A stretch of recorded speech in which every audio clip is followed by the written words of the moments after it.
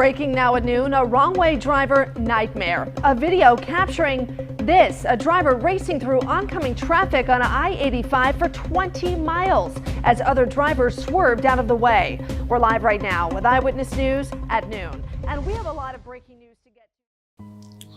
So the date was September 26th, it was 2019, and Corbin and I had just finished with the film.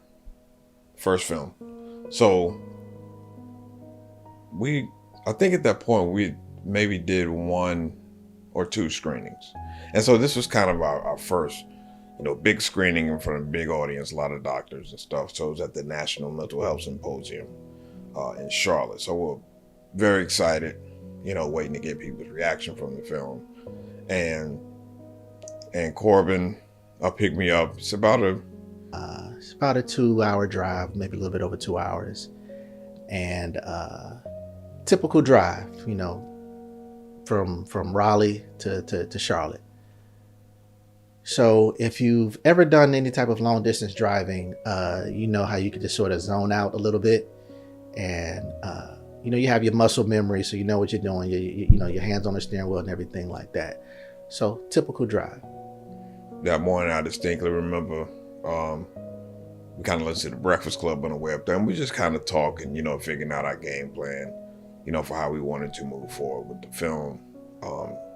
Mind you, at this point, we didn't realize how much impact it would make. So I'm driving, then all of a sudden, out of my peripheral vision, I see a car coming toward us, but I'm like, nah, I'm tripping. There's no way. So I'm like, well, maybe it's just, on the other side of the interstate.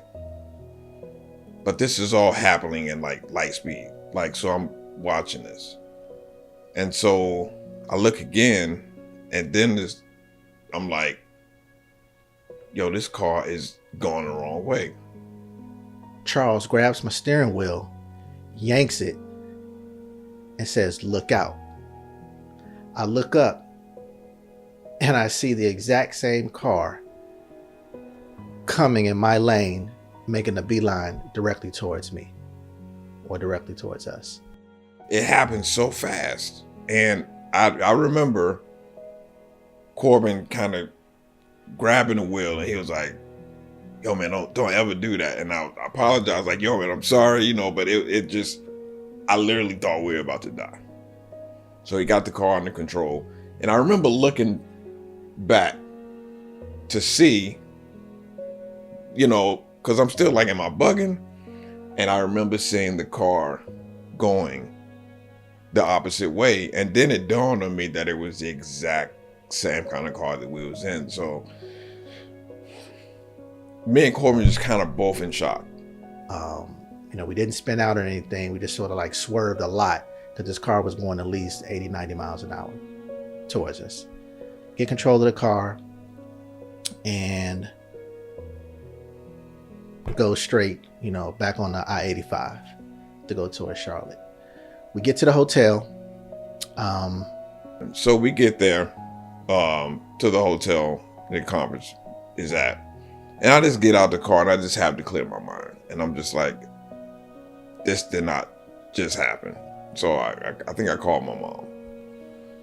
And me and Corbin, we never really spoke about it after that. We didn't talk about what just occurred at all.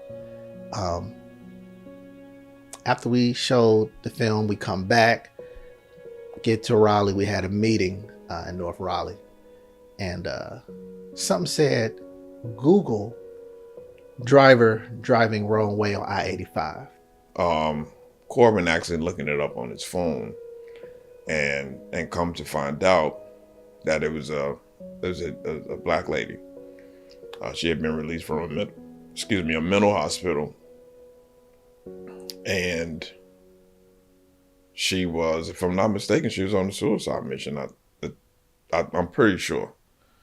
And then we later found out that she hit a tractor trailer, and unfortunately, she passed away.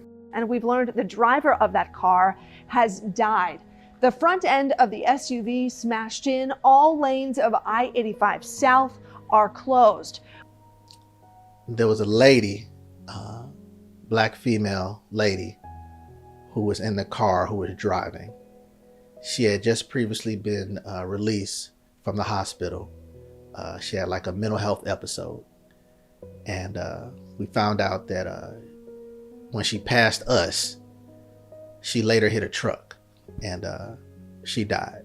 It really stuck with me for a long time, man. But also on the flip side of that, it was kind of in a strange way, it seemed divine, because it was Corbin and I going to speak on that exact thing that literally almost was like literally inches from taking us out, because there's no way we would have survived that, because she had to be going like 80 miles an hour. It made me realize that the very thing that we was going to Charlotte for was the very thing that almost took us out.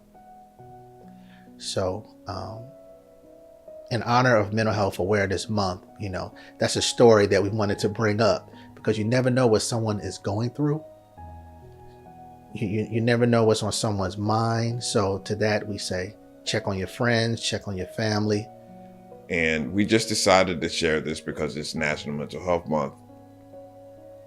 And, you know, you can't be judgmental of people, and you have to realize, you know, that people go through things and people deal with things, you know, differently. You know, I don't know if that young lady had somebody to talk to, if she felt like she did not have someone to talk to, but, you know, her life could have been saved. And, you know, God bless her soul. Luckily, nobody else, you know, died in the incident, but mental health is real. You never know what's on someone's mind. So to that we say, check on your friends, check on your family. Be wary of behavior changes and things of that nature. So that's just a story that we wanted to share with you today.